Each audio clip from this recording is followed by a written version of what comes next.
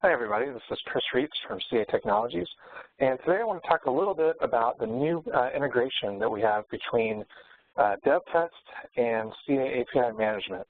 So with version 9.5, DevTest now has a really neat integration into CA API management where we can create new virtual services recordings without actually impacting how the service consumers are configured. So I want to walk you through a couple slides just to talk about current state and where we're headed, and then I'll show you an actual demo of the integration. So I'm assuming that if you're watching this, you're probably familiar with how virtual services are recorded today. So typically, if you're trying to create a recording, you have to take your service client and point it away from the real live service, and you point it at a virtual service recorder, and then you take the recorder and point that to the live service so that our recorder is sitting in the middle of it. And then you run your transactions through, and when it's done and you have your virtual service created, you can then point your client to that virtual service wherever it's running, and you can move it back to the live service when needed. Now, we do have things that are already built into service virtualization into the models that will allow you to move those endpoints back and forth. But for that first time recording, you still need to change your client configuration to point to that recorder. So what this integration does for us now is for our clients who are moving into new technologies like APIM, Gateway, and Service Virtualization, when they have both of these products, we can actually take advantage of this integration, which allows us to watch the information as it goes through that APIM gateway and put it into a DevTest database so that then we can come along later and actually create a virtual service from that and then stand it up. And then we can even use the APIM gateway to swing the endpoints back and forth between the live and the virtual services. And we can do all of those things without ever changing our client configuration, assuming that the client is already pointing at the APIM gateway. All right, so let's take a look and see how this actually works. So this is our Forward Cars web application. Now this application actually runs across 4 different JBoss servers. We have the web component here. The web component talks through an ESB to an inventory server and a loan server that are running all in their own JBoss containers. So from this main page, if we come out here to the inventory, we can look to see how the client's configured right now, and we can see that it's pointing to a gateway that I have running on a virtual machine. And what happens when it sends any requests through the gateway is configured right now to route those things back to my local system on port 7000, which is where this ESB is running. Okay. So right now, if I were to come out here and I were to go ahead and do some filtering on different makes and models of cars, and if I were to look at the details on some of these cars, it's all going through the gateway and then coming back to my local ESB to get the information. All right. So what we want to do is we want to go ahead and put a policy onto the gateway so that it can start recording these transactions as they go through. So this is my DevTest portal. I can come out here to this APIM integration, and I can enter in the information for our gateway, which is https explore.apim.ca. That's the one that's running on my virtual machine on port 8443. And then we can give a nickname, so we'll just call this one my gateway. Now it needs the credentials for the gateway because it's going to actually push a policy out there. So we need to know, we need to have a login for there. So I do. So I'll put that information. And then it wants to know what our DevTest login information is because once it starts recording these transactions, it's going to push them back into our DevTest database.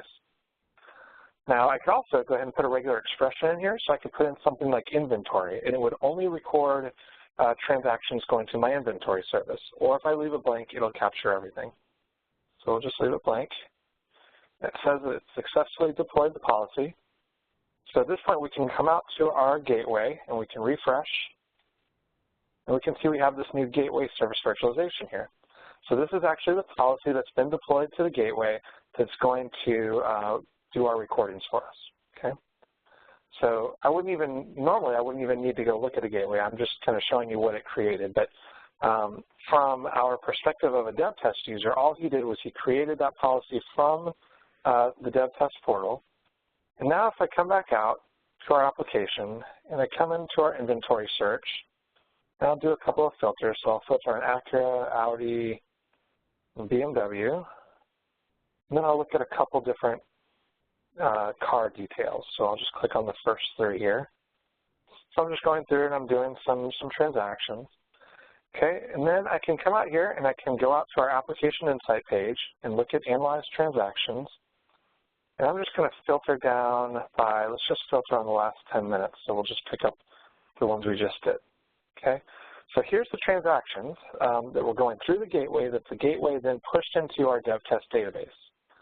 And I can look at the graphical view if I'd like to, and I can drill down into one of these requests here, and I can look at things like the request, which actually didn't have any data in the request. It was just all in the URL as a REST request.